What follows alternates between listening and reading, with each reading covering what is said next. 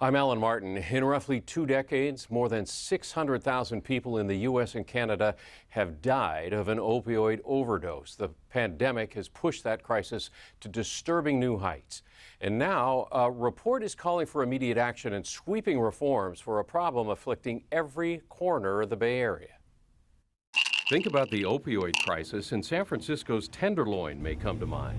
But make no mistake about it, the rising tide of addiction and overdose deaths is found everywhere. We might have overdose calls to traditional family homes, to apartments. These days, counterfeit pills full of fentanyl are plentiful and lethal. During the pandemic, East Bay welder Tom Terry died from an accidental overdose. What he ended up taking was fentanyl. That was the end of her life. So too did 14-year-old Valentina from Concord. We were a very naive family. We didn't know really this is really happening. Another casualty, Jeffrey Choate from Clayton. I had a really good childhood. In September, he told a gathering about his efforts to remain clean and sober.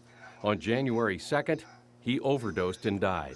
I think this is an absolute crisis. Dr. Keith Humphreys is an addiction and public policy expert at Stanford. Our overdose death rate in 2020 went up over a third, and that has never happened in American history, ever. Dr. Humphreys chairs a 17-member opioid commission. The team is calling for sweeping reforms.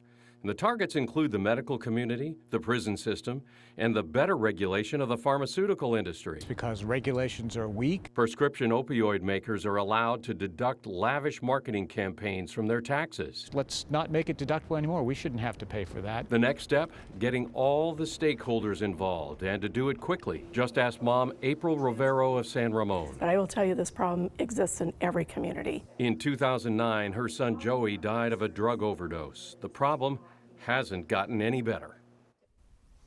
Another proposed reform, ending the incarceration for illicit possession of opioids or drug paraphernalia intended for personal use. Liz?